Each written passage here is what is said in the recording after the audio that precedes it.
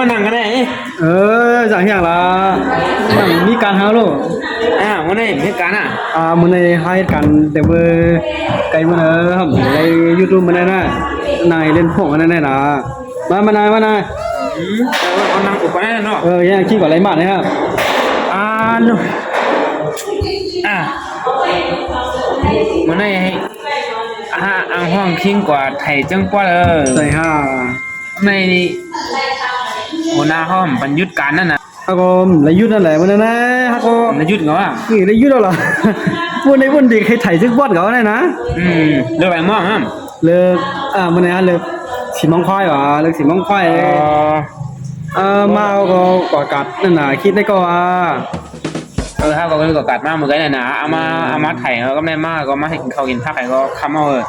นั่นน่ะว่าก็จังอย่างนี้เรามานะเพิ่นบ่ยอก็มานั่งดีได้นะเพราะว่าเป็นไรได้นะเพราะว่าเขาเฮ็ดจึงป๊อดใน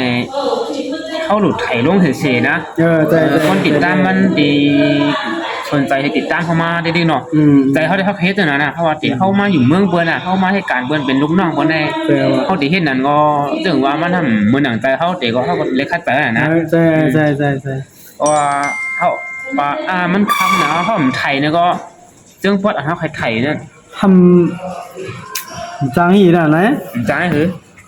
เขาก็เลยถ่ายเอาตันเข้าเลยก็เขาถ่ายเขานั่นน่ะเนาะเพราะว่าปัตนามาเพราะวันหยุดมาเนี่ยก็เขาก็ขึ้นก็หาถ่ายตั้งนอกอะไรตั้งนอกอะไรเนาะใช่นั่นคือคนด้วยเขาทำบ่เลยมีช่างใจอยากมาด้วยเขาก่อนนั่นน่ะเนาะเขาก็ทำดีมีช่างใจใช่ว่าแล้วก็คนติดตามมันดิเพิ่มมาแทนก็เขาก็ดีมีช่างใจเฮ็ดก่อนได้ดีกันเนาะ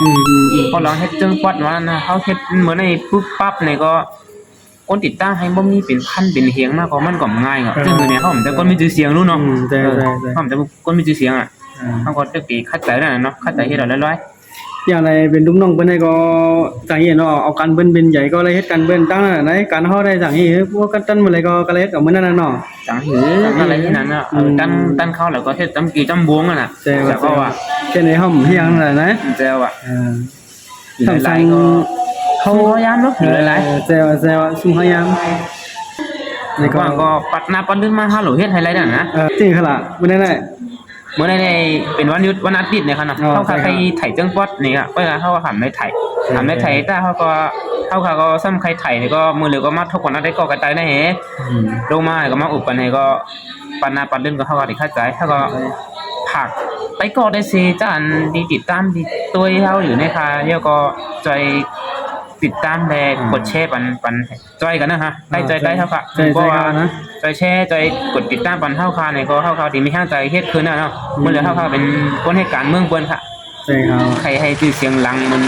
หลังปุ้งปังเนี่ยก็มันเป็นได้ค่ะเนาะใช่เป็นมาอีออดก็ได้เข้าใจกว่าค่ะมาส่งค่ะให้ชูนก็แล้วเนาะครับให้ชูก็ค่ะ